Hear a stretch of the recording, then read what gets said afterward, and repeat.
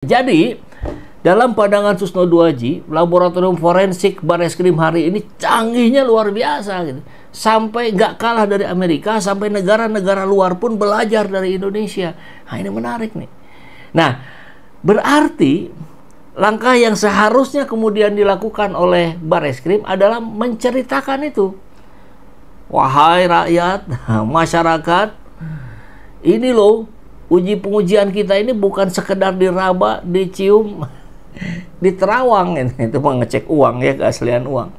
Tapi menggunakan sebuah teknologi dengan mesin terkini buatan 2024 misalkan gitu kan, yang dapat memecah warna, yang bisa mengukur berapa usia kertas itu, dan ini hasil ijazah Jokowi, usia kertasnya 40 tahun misalnya. Ini hasil rekannya Jokowi 40 tahun juga. Nah kan begitu.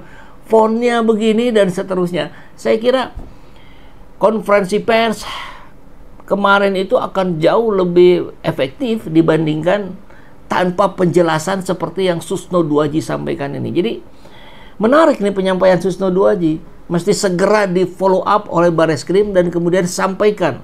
Kalau tidak mau ngecek ulang gitu nih pertimbangannya, sampaikan ulang gitu. Dan yang pasti tentu adalah ijazah aslinya diperlihatkan. Kan itu yang diminta gitu. Ada memang foto ketika disampaikan kecil gitu ya di layar saat konferensi pers itu, cuman ya itu sekilas sih memang sama dengan apa yang diposting oleh Sandi Utama. Saya tidak memihak di sini, tidak memihak sini. Saya pakai kacamata hukum, yaitu selaku mantan penyidik. Gampang nggak Pak Susno buktikan itu? Gampang sekali. Kenapa gampang sekali? Ini ijazah yang dipersoalkan. Pemilik ijazahnya masih hidup, lembaga yang mengeluarkan masih ada. Ya. Yaitu Universitas Gadjah Mada. Dan UGM ini adalah salah satu universitas yang kredibilitasnya cukup terkenal, bahkan cukup sangat terkenal di Indonesia maupun di fora internasional. Tinggal bagaimana caranya? Ya datang aja ke UGM. Pak, ini ijazahnya beliau ini dilaporkan palsu. Betul Bapak yang mengeluarkan ijazah ini? Mari kita lihat, katanya UGM. Kalau UGM mengatakan palsu, ya udah, Pak Jokowi mau berkelit apapun juga, ya ini yang berhak menjelaskan palsu atau tidak. Lah kalau ini menjelaskan sebaliknya, oh ijazahnya asli, sudah tuntas. Polisi karena masih kurang saksi satu dari UGM, tinggal cari dosennya Pak Jokowi, kan masih ada yang hidup kan.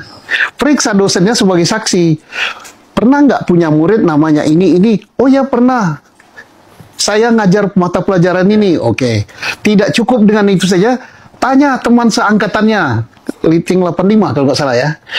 Kamu Liting 85, pernah nggak punya teman namanya ini? Joko Widodo, kelahiran di Solo tahun sekian-sekian. Oh ya, betul teman saya. Tamat nggak dia? Tamat tahun ini. Oke, sudah cukup buktinya itu semua cukup. Ya, mau apa lagi gitu? Apa lagi? Kalau nah kemudian ini sangat erat kaitannya dengan perkara yang dilaporkan Pak Jokowi. Kalau seandainya ijazah ini terbukti palsu, UGM mengatakan kami tidak mengeluarkan itu, ini bukan mahasiswa kami dan sebagainya, maka laporan Pak Jokowi di Polda Metro Jaya jadi gugur. Tidak bisa dikatakan mencemarkan nama baik, memang palsu.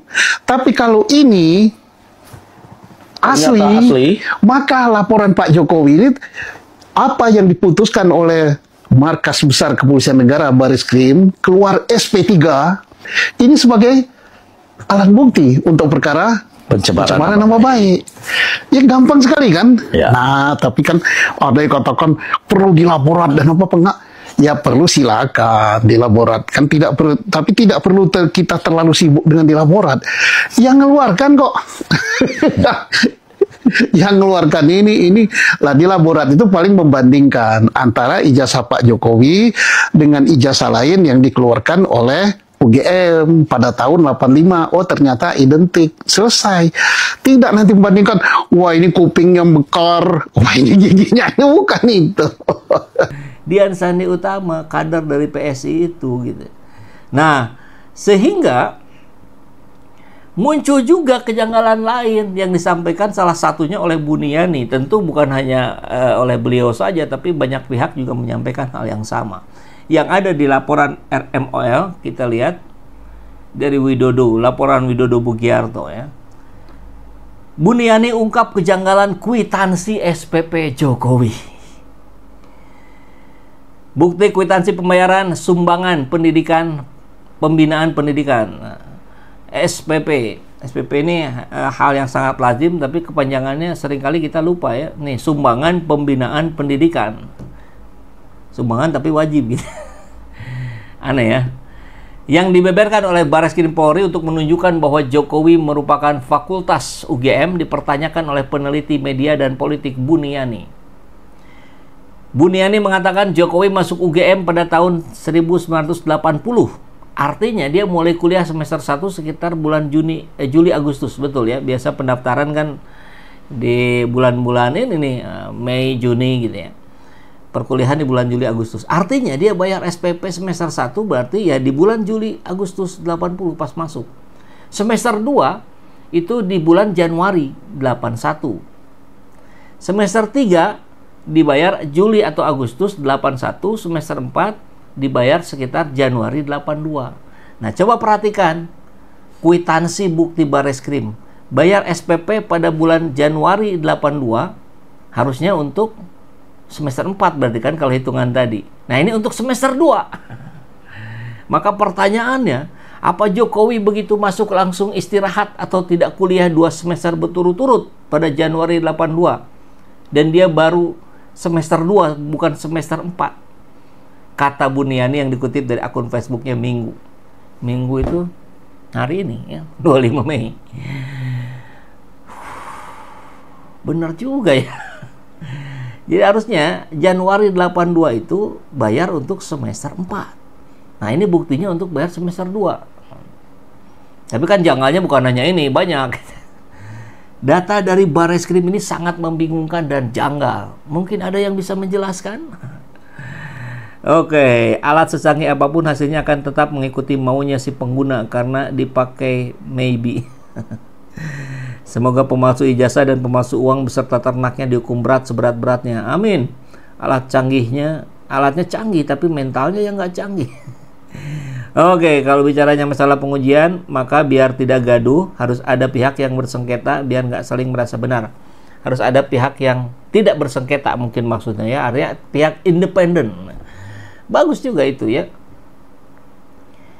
Nah, salah satu tanda penyetoran itu atas nama Jokowi ya, pada Januari 82, begitu katanya. Meski begitu, Bareskrim tidak menampilkan foto dokumen ijazah asli Jokowi, melainkan hanya foto momen penyerahan ijazah yang dikatakan asli oleh kuasa hukum Jokowi ke Bareskrim. Nah, yang tak kalah hebat, sahabat, ini netizen langsung mencari tahu gitu. Nah, ini postingan dari Maria. Ya Allah, dasar netizen, gercep banget dapat info siapa sosok yang memberi pernyataan hasil uji digital forensik dari Puslap 4 Bareskrim tentang status ijazah Jokowi. Ini temuan netizen guys. Siapa Brigjen Juhandani Raharjo? Simak videonya. Jadi langsung nih diposting nih. Jadi coba kita lihat. Nah, ini yang kemarin menyampaikan di konferensi pers itu ya. Direktur Tindak Pidana Umum Dirtipidum Bareskrim Polri. Nah, kemarin yang menyatakan ijazah Jokowi ini asli. Kemudian diuliklah oleh netizen. Nah, diduga sebarkan berita bohong. Brigjen Juhandani dilaporkan ke Propam. Ini dari Ermol nih, nanti kita cek beritanya. Kemudian tidak kalah, yang lain juga ada. Brigjen Juhandani bantah gelapkan barang bukti. Ini Metro TV. Klarifikasi tentang penggelapan sertifikat tanah. Brigjen Juhandani. Korban laporkan Dirtipidum ke Propam, minta barbuk dikembalikan. Jadi langsung dicari tahu oleh netizen. Ini luar biasa ya, netizen ini langsung mencari tahu siapa ini Direktur Tindak Pidana Umum Bareskrim Polri ini.